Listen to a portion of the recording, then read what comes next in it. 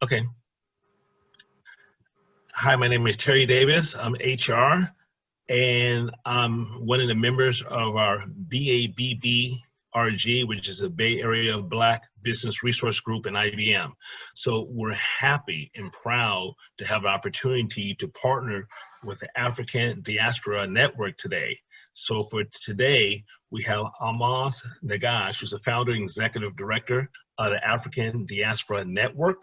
So we're happy that she's joining us today and talk about something that's very important, which is the community, the Black community, investing and knowing what's out there for the Black community and knowing opportunities, volunteerism, and just getting an overlay of the Black community and how we can partner with the Black community and also be a player as far as helping our community grow.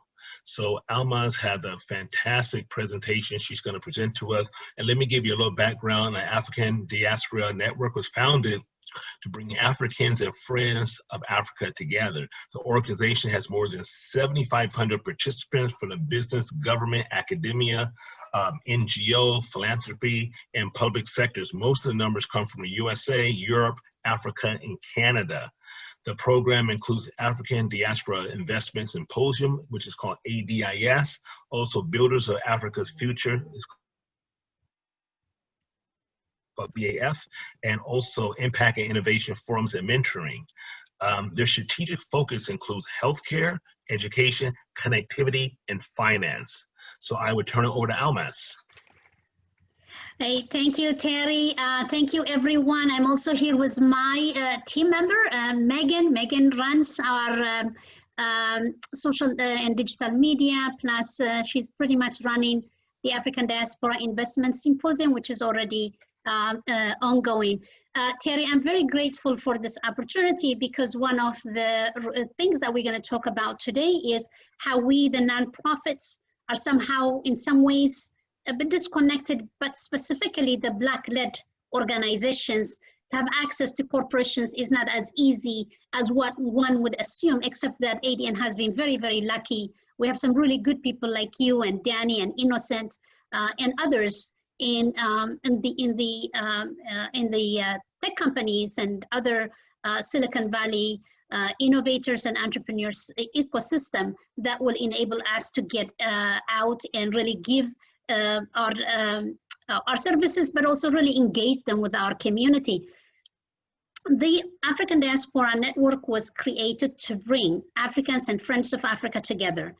Why is that important? Because, you know, for many years, the issues of Africa has been talked by well-meaning people, but they were not Africans. What we wanted to do is change that trajectory. And I do believe we've done the test and we passed the test, meaning that we know that Africans and friends of Africa, what I mean by that is blacks, whites, yellow, brown, it doesn't matter where we come from. When we are at one table discussing about issues that matter to all of us, we pretty much are willing to get to know each other, to form relationship, and hopefully to do action, which is critical. You know, you form relationship, you get to know each other, and then a lot of good things happen out of that.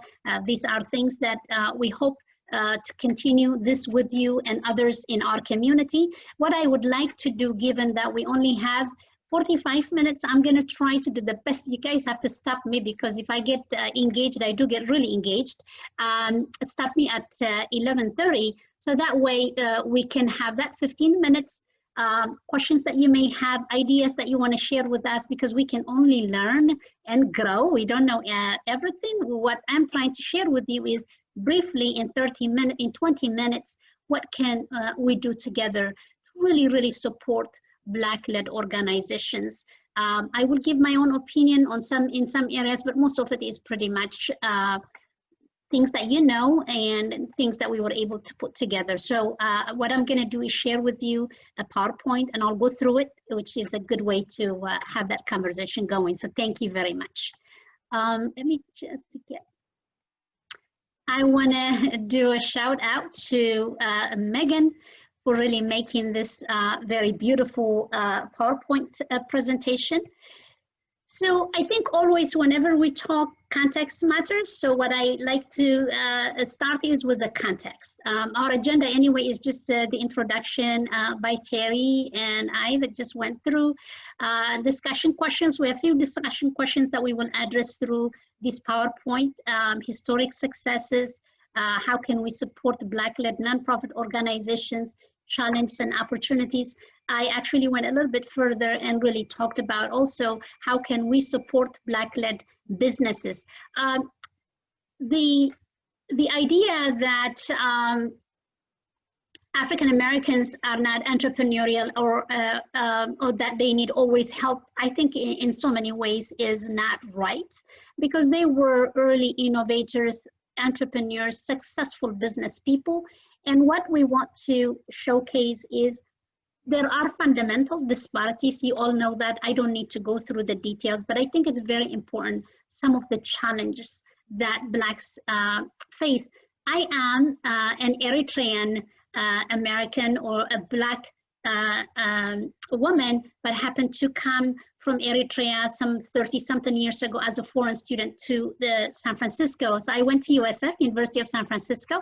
I say this because it's very important to differentiate the contemporary diaspora like me who benefited the suffering of African Americans who came here 400 years ago without their own choice. But I think what I see is I do believe that we are here where we are simply because some other people sacrificed for me, and I'm very grateful for that as well, and I'm very aware of it. What I am trying to share with you is collectively as Black people, you know, when a police stops me or my son or my husband or my daughter, they don't really differentiate them whether they happen to be Eritrean American. They are just Blacks. And that I think is the commonality and the tie that really bonds us all together. And so if you go into the things that differentiates us, it's too many things to go around, but I believe in what is in common with all of us. And that I think is critical. So what I've noticed over the years is the disparity that we all are aware of.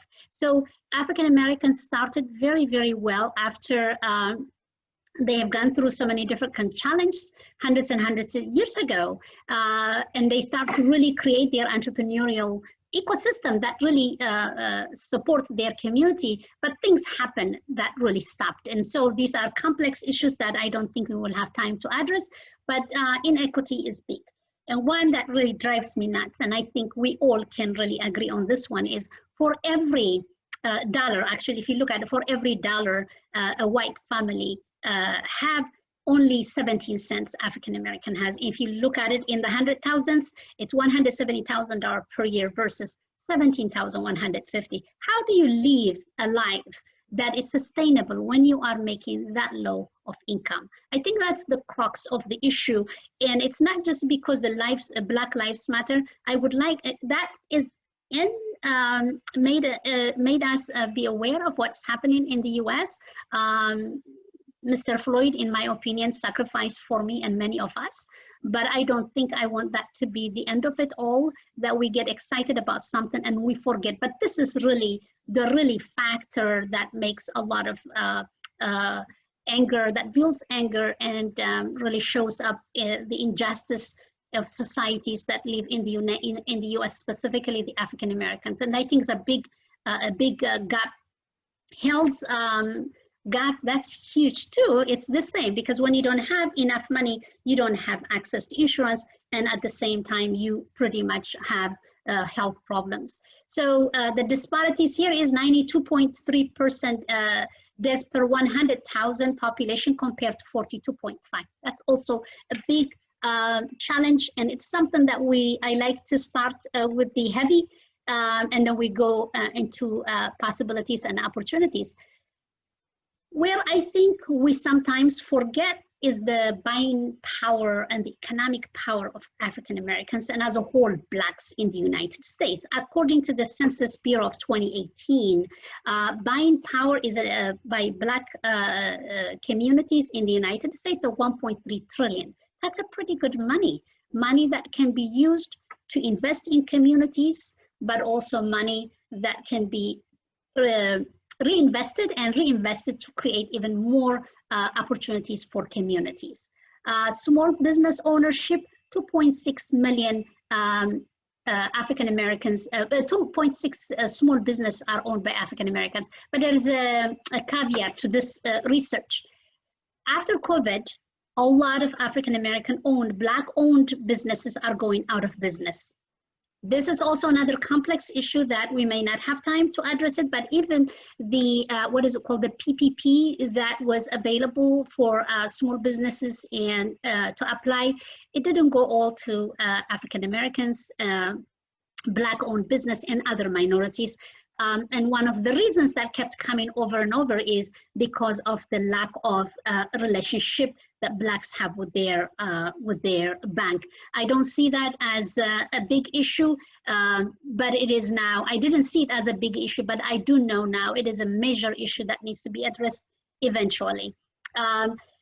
The other thing is, if you look at the venture-backed investment by Africans between 23, I can't see the whole thing, but 77% venture-backed founders are white, only 1% are Blacks. That is pretty small. And yes, it is what it is, but what I'm trying to hope to see that we all work together is there is an opportunity to change this, which is why we are all meeting together to figure out what do we do. It's not a one-time thing. I do hope that the conversation continues.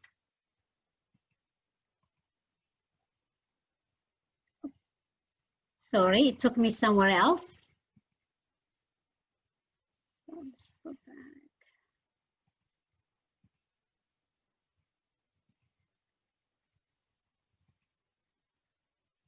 So the discussion questions for today, I'm just going to put this a little bit further this way, is that what is the historic successes that can serve as models to help Black-owned enterprises? How do we do individuals and companies work together to support Black-owned businesses and nonprofit organizations? What are the challenges and opportunities? So historic successes are there for us. We know this because we even have Black communities who are from the beginning, as I said at the beginning, integral part of the American entrepreneurial culture.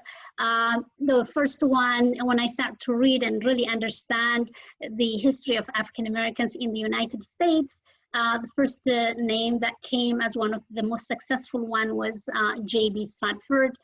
He was one of the richest men with a beautiful hotel in Oklahoma, and I believe the area was called the Black Wall Street. And so we do have some history. The other woman, which then we put her and Oprah at the same level, is because Miss J. Walker, she was the first female millionaire and philanthropist, but also she was the one who was really, she knew our pain as Blacks. Our hair is our beauty, but also we did need some products, and she was one of the people, she started that business, but she was also a philanthropist and a visionary. So is Oprah Winfrey. So it's not that we don't have enough success stories of Blacks, we do. The question is, how do we tap into them, because they are also busy and few? How do we enlarge that pie so we have more successful African Americans that we can amplify their work and also really in some ways enable them to help us, to help the community? Why support? So one of the challenge that we have seen, and it's been studied over and over, I don't get the data on my own, it comes from the Policy Center in California and others.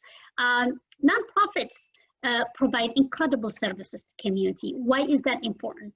Well, most of us are always geared to giving to big nonprofits and very well-known nonprofits. And but a lot of the small ones that are minority-led and Black women and men-led nonprofits pretty much do the services that nobody else would do in that community. What's the big thing about them is also they're trusted by their community.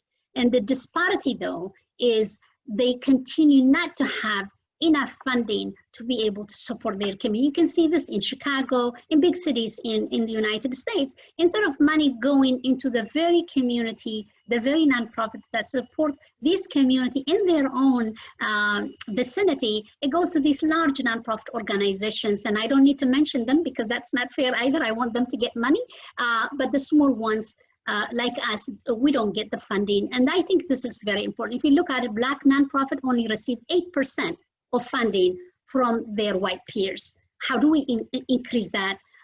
Black startups only receive 1% of VC funding. That is very small. How do we also increase? There's an opportunity. Black women-led startups, less than 1%. It even gets worse. So Terry and I were talking about this several times. How do we support Black-led businesses? I don't remember the time or even the month, but there was an article that came up after this whole Black Lives Matter just recently. A couple of people started to really just focus on buying from Black organizations and business, buying products and services from Blacks. One of the things they noticed, this is in Chicago, how far these Black owned businesses were from the places where they live. So if you live in one area, because of the segregation or the zoning of where these individuals live, it has been very difficult. And so what they summarized was, it was good we were able to find by really researching our neighborhoods and trying to really buy consciously from Black owned businesses, but it was also not easy, simply because it was not accessible. And we know this too to be true, that even good food in some areas where Blacks live is not accessible. So they call it the desert food community. And so there's a lot of progress in bringing healthy food into these communities. But I think the key is to get to know our neighborhoods, to get to know our community, and to see who is which store is owned by Black or other minorities, and can we support that community? Well, I think I mentioned earlier, there is a big buying or purchasing power of the African Americans. How do we use that to really do good in our community? And so we will share these resources as we go. My colleague Megan will be continuing to share these resources. We will also share them with you. But there are some really well vetted and good, and we have to really research to make sure that we give you the right resources, and you can also do your own research. But WeBuyBlack.com has all kind of, I signed up with all of them about 3 months ago when Danny and Innocent and others were part of a similar conversation that you and I are having today. And so we actually have been accumulating these resources. Shop Black, official blackwallstreet.com. This really gives you some directory of who you can invest in. You have to assess. Investment is you put your money, you need to know who they are. We cannot tell you what to do. Our job is just to share with you these resources, and you can make your decision. But we definitely need to support Black-led businesses. They are not easy to be found. You may not know them, but sometimes I think we need to bet on each other, because we need to give each other the benefit of the doubt.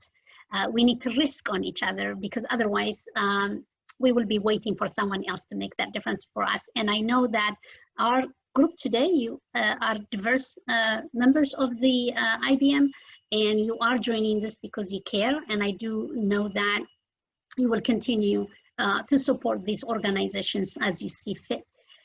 How can corporations support? I mean, you know this more than I do. The most successful strategies that support whether minority-owned businesses, nonprofits, or those companies that have the plan as integral part of their strategic plan. This is really part of your CSR. But it comes in different pieces, different ways, different departments. So one of the things that I would like to continue to encourage you is, which I said earlier, try to identify Black-owned businesses. And these Black-owned businesses, see if they could also be part of your supplier diversity, so that when there is an opportunity for procurement, try to procure African-American owned businesses as well, because I know you do this already, and many of you do that. increase it, because it's still not enough, and there is an opportunity for that. The other thing I do, and I don't mean advocacy in the way of really becoming activist or this, but even in a very subtle way, I think employees can really help change their own company policy without, I wouldn't say what to do, but I do hope that all of you look at how your strategic direction impacts negatively or positively to the community. And when you see things that are really hindering opportunities for Blacks, I would hope that you would advocate for policy change, because unless there is a policy change, whether in government or corporations, change will not happen. No matter how much we talk, policies have to change so that you would enable change to happen in the community. Well, investing in Black startups and entrepreneurs, this is hard. This is hard simply because we all have not found a cohesive place where we can find these startups and entrepreneurs. At African Diaspora Network, we have something we call a program, Builders of Africa's Future. We bring 10 entrepreneurs from Africa. They go through a very rigorous vetting system, and then we bring them to Silicon Valley. They showcase the work they do, and a lot of them, sometimes some of them, do get some mentoring opportunity and also investment opportunity. Of course, it's not equal to everyone, but that's one thing we do. We figure that if we can create this ecosystem, then there is a possibility for them to get funding. One good news on this, because we were doing only Builders of Africa's Future, when we know that was very successful, we got a seed funding from Silicon Valley Community Foundation. It's a foundation, it's a small funding, but that seed funding is actually to help us create something we call the Builders of America's Future. And that program we hope to launch in July of 2021, because there is a design time, there's a fundraising time to do exactly that, which is to enable you, those locals in our community, to look at local diasporans and the historical and the contemporary, the immigrants like me, to look at what they're looking to look at their business and then enable them to get access to funding. So we will share that with you, because you do need a place where you can tap into these entrepreneurs. What are they looking? Of course, they're all looking access to capital. Seed funding is not easy. It doesn't come equal. It doesn't even come close to what they need when they really finish. Even when they finish accelerator, there was a study with Y Combinator, when Africans from the diaspora get through Y Combinator and they get their 250,000 or something, whatever that amount monies they get, they have to go out and raise additional money to really enable them to scale their business. That is where they get stuck. And we hope that we will be able to receive them as part of the Builders of America's Future, and then see if we can come back to you and others to see if there is an opportunity for them to get funding. But seed funding is critical. The other thing that's very critical to all of us, mentoring is very important. Mentoring, what we're trying to do at ADN is make it intentional, so that we don't just say, hey, Terry, can you mentor me? No, what we are trying to do is create a program that actually enable you to have a program of 6 months, 3 months, even if it's a month, even a week. I just need you to give me an hour, to give this person an hour of your time for the next 1 week. There's a way to do it, but I think mentoring continues to be very, very important for our community. Introductions, and I said earlier that we need to bet on each other. We need to really just give each other an opportunity. It may not always work to our expectation, because there will be always setbacks, but why not? Let's open the door if it's possible. You know what you can and cannot do, but I do believe when it's necessary, opening the doors for others so they can jump in and create their opportunities. What are the challenges to do all of these things that I'm talking about? I think it's not that people don't want to support, don't want to give, don't want to enable people to be successful. I think there are some serious limitations to all of us. And again, with I know with the African diaspora like me, we come with no generational wealth to the United States. And so a lot of us have full-time jobs, 1 or 1.5 continue to support family, and still want to be engaged with the community. So time usually is a big challenge. Even for the person who wants to give, if I ask Terry, I'm sure he will say yes, but at the same time, I also know he's busy. How do we really work this out? So time is always an issue. The other one is the vetted list of potential startups. As I mentioned, we know some of them, but we as nonprofits cannot say, hey, Terry, invest in Megan because I know she's great. I can't do that. That's not what we are set to do. But what we do is we open them up, and you make the person makes the decision to invest or not to invest. But really giving you an opportunity as part of the, let's say, the Builders of America's future or the Builders of Africa's future, you have an opportunity to choose who you want to invest in. Lack of funds, it's always true. Even if I want to give and I really like Terry, I want to be able to invest in his company, how do I do it? That is not always possible, but there are, because African Americans, we all know, they don't just only support their own immediate family, they also support their grandmother and extended family, but also church. That's something that we know in philanthropy, that African Americans give huge amount of money in philanthropy. Even from the very small money they have, they give a lot to church because that is their community. And so we just need to really think about our expectations. Where is opportunity? I do believe, and you can agree with me, that education in so many ways is an equalizer. Even if it doesn't do everything for us, it does provide us access to opportunities. So I see an opportunity for all of us to figure out a way to improve local educations, to enable that African Americans and other minorities have access to good education, starting early and hopefully continue through college. Mentoring becomes part of that. When you're even going to school, going to college, you do need someone to support you and open up the doors to mentorship. And again, as I said earlier, investment is also extremely important. What are the nonprofits that you can support? Black-led nonprofits. We are going to share these resources with you. But just if I may, the East Bay in our Bay Area, the East Bay Community Foundation, about 1.5 years, 2 years ago, they started something called the Black-led organization, Ascend BLL, to try to really amplify the work they do and support them. So they're doing that. In fact, on the 18th, they have a big event. They're very heavily involved in trying to support and enable Black-led organizations in the East Bay. The same thing with Silicon Valley Community Foundation. When Megan shares this with you, you will see that the Silicon Valley Community Foundation, one of the largest foundations, just so you know, it has about $13.1 billion in assets. Those are a donor advised fund. And so what they did is they opened that opportunity for nonprofit organizations to be able to join to support organizations. So you can look at it yourself and you will see some of the organizations listed. Of course, our African Diaspora Network, which is also part of the Silicon Valley Community Foundation impact organizations list. There are others that you can take a look, and we'll provide all these resources for you.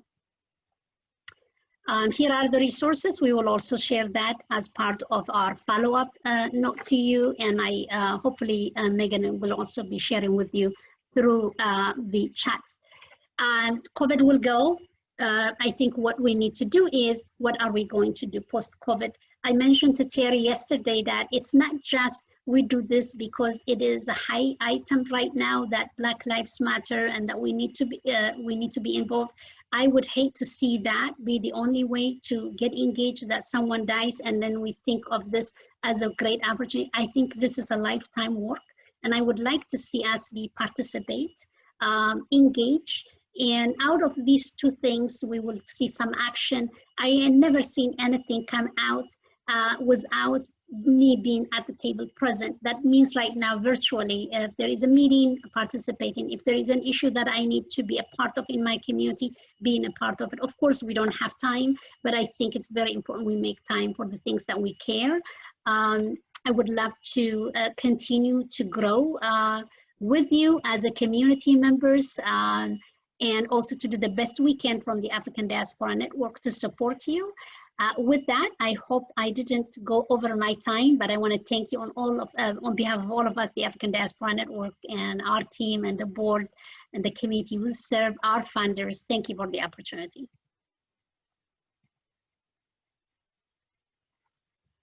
So we can do Q&A, and we have 72 of you.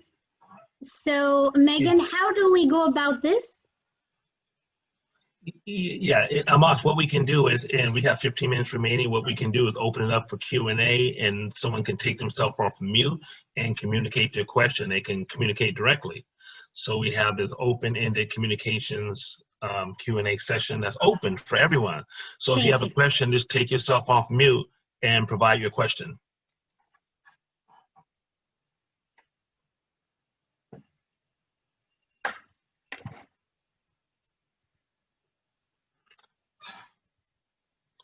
"72 people Harry, cannot..." do you have a question? Okay, 72 people cannot be quiet, okay?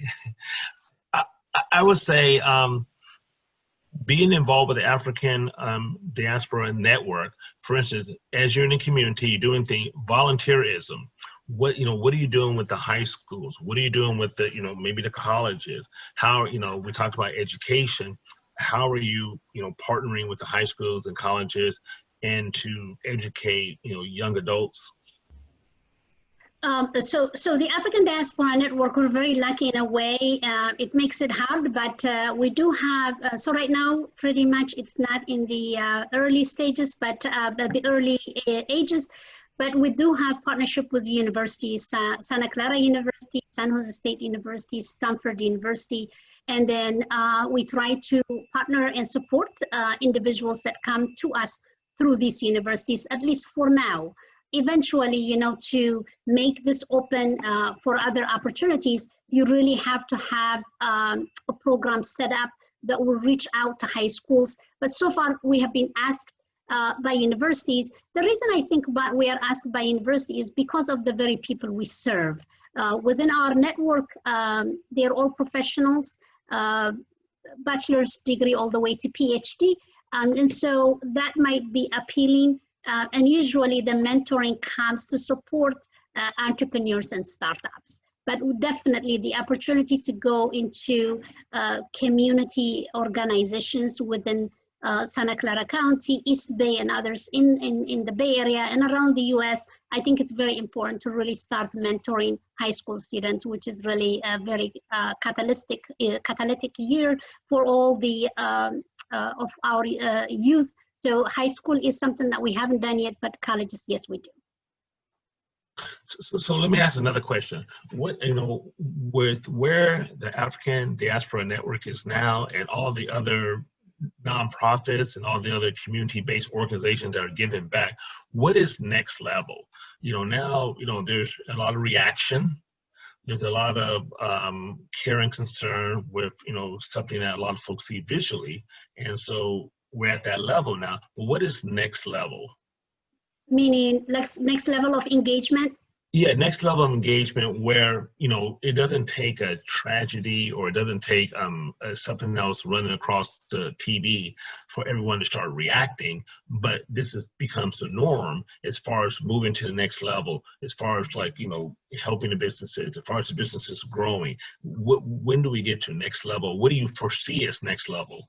Well, I thank you for asking that question. Because of time, I didn't put a lot of things. One of the things that ADNI is advocating for is for change to happen, even within your own private corporations. What we're trying to do is asking them to reach out to us so we can provide you with potential board members. Change is not going to happen unless our own people are at a board level, and then you have diversity and inclusion programs. Well, make it real. We do have, you can't excuse that you don't have access to talent. We have the talent.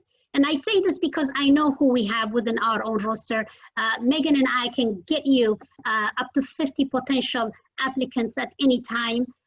because we know they exist. So I think that is critical, really putting the voices of African Americans at the highest table is very, very integral to making this to become consistent, because otherwise what we're going to do is we're going to do what I said earlier. We're going to go through this euphoric time. Okay, we got to get engaged. And then when things subside, we just go back to our own thing. We can't do that. That's like living the same way over and over. I would hate we go back to that. I don't want to go back to that kind of normal life.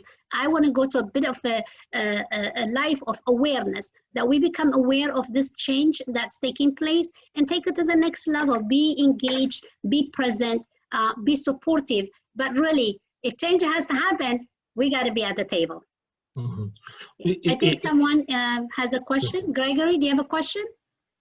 Yeah. So I like when you were mentioning like Chicago and stuff, like that kind of reminded me of like how like displacement kind of occurs not only like white black gentrification, but like also like upper class, middle class, blacks, low class blacks, stuff like that.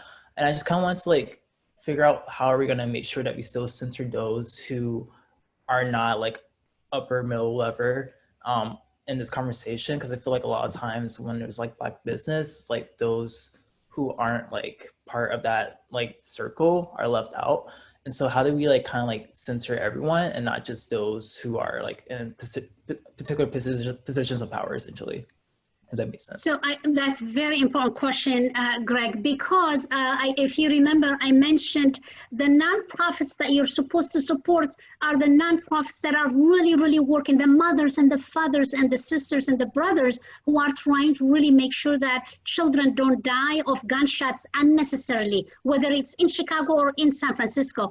But who gets the money? They're not the ones that are getting the money. They have not gotten the attention. The only attention they get is when somebody is dead, and that we need to stop. So I hear you. I think the best thing to do, to all of you, to do some research, to find out who's doing what. You know, even if it's $250 per year that we're giving, we want to know who we're giving the money to and whether that money is going to make a difference. And I will continue to encourage everyone to try to look within their own community, even if it's further where you grew up or something. Try to work with your parents, with your friends, with your sisters, brothers, and see, okay, who are these organizations I came around in our area in Louisiana? Who are they? Do you know them? That kind of thinking is good, but I don't mean to not give to the big organization. They'll find it their own way. Believe me, they have an infrastructure in place to go out and raise money between $500,000 and $10 million at any time. But the small ones, they require you and I to give them whatever money we can to make, to enable them to do the job that they can do. So I hear you. And the way to mitigate that, to do a research and to be vigilant about your research and make it possible. Thank you. The other thing, Gregory, before I forget, you mentioned class. I would love to encourage all of you, if nothing else I can do today, I would love to encourage you to read a book by Elizabeth Wilkerson called Caste. I've read her other books. I met her in person. She's an incredible woman leader. She just wrote a book called Caste, and I think it's very important that we all read it just to understand the class division and why we are where we are. So that is, I'll stop it there, but Gregory, check it out. It's a good book. Yeah, that's Hi, Ahmad, I have a question. Yes. My name is Anissa Simmons, and what I've been trying to do recently, I think I've always done that subconsciously, is try to patronize different businesses of people that I feel are underrepresented and underserved.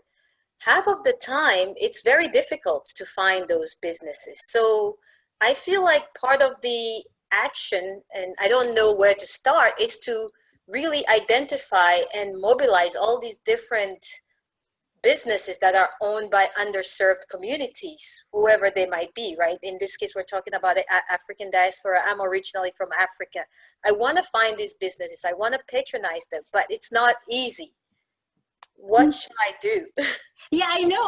I actually mentioned that earlier. I'm so glad you asked that question. I think, yes, they're not easy to go. So for example, I'm in Sunnyvale. Believe me, there are only few places where I can go in downtown Sunnyvale, if any, to find African-owned business. So it's not going to happen. But here's the thing.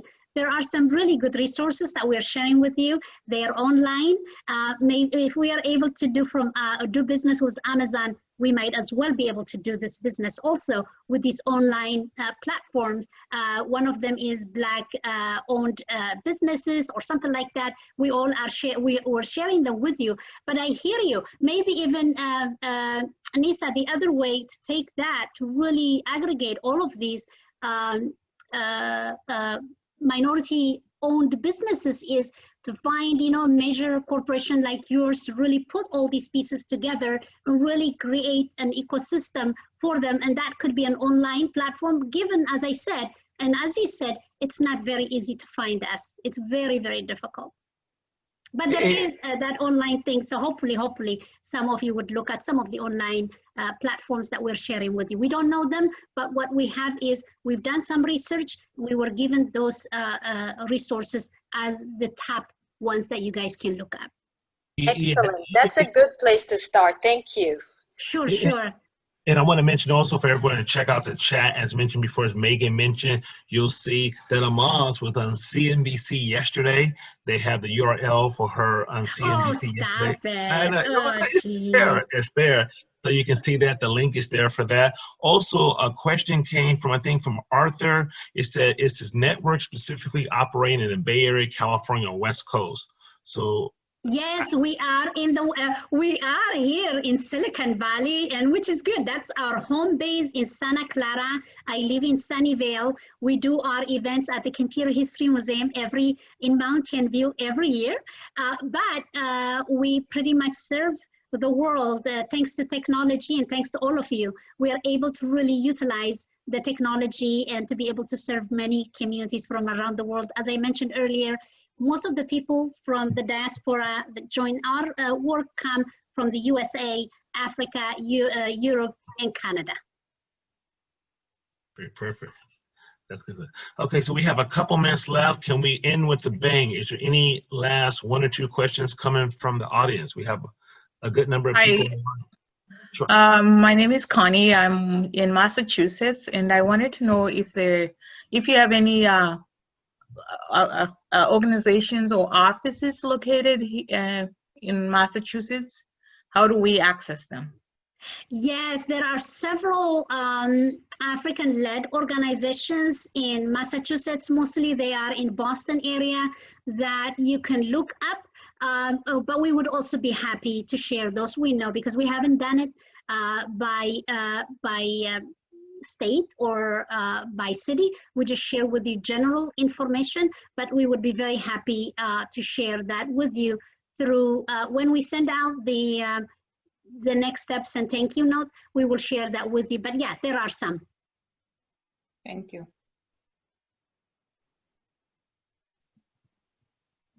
Any other question? Amaz, there's a few in the chat. Oh, okay. What was it, Megan? I'm sorry, I am not looking at the chat. No, you're good. Let me pull it up here. Amaz, while Megan is pulling up the chat. Oh, hi, my board member. That is bad. I didn't even know you were there, but I do know you were registered. So Innocent is our board member. So I hope, yeah, I'm glad you're there. Well, I promised Cherry that I'll join in. So, you know, that's wonderful, wonderful. But anyway, so as we think about Black businesses, there's often a line drawn between Africans and African Americans. When I mean Africans, is people born in Africa, and African American being people born here. But to me, there shouldn't be any difference. You know, what are some of your thoughts on how we can maybe remove this line? Because sometimes it separates us in terms of how we are progressing and moving forward. Because I think we all should be working together as Blacks for the benefit of the greater good. So what's your thoughts on that and how we can remove that line that divides us? Sure, sure. Megan, if you can share Innocent's YouTube channel, the part that he talked, it's on our YouTube channel. If you have a few minutes, if you can share with the group, he actually talks exactly the same thing that he just said during, he spoke about this during our June event, which was a similar event. So Innocent, we are lucky, you know, that at ADN we're lucky. We never really differentiated ourselves. We just called ourselves Africans and Friends of Africa. Because of that, we're able to bring Terry, able to Danny and many others, Michelle and Jackie. I can name a lot of influencers that are part of the African Diaspora Network. But you're right, one of the reason, I don't know if you were there, but I did mention, in order to really also address this issue of supporting local African Americans, is to create that, what we're talking about. We spoke about this at our board meeting, the Builders of America's Future. We have a seed funding to create that program. That, I think, Innocent, will help ADN to amplify about what connects us rather than what differentiates us. We do know that the fact is, you and I came from the continent recently, whereas we know our African American community came here 400 years ago. There is, of course, cultural and other things that we have to work together to really get to know each other. But I think at the core, we are the same. And I never, you know me, I never operate from this or that. It's just that, first of all, we are human beings. And secondly, we really are, the ecosystem that we've created with ADN allows people to be a part of the African Diaspora Network. But at the same time, we have some work to do.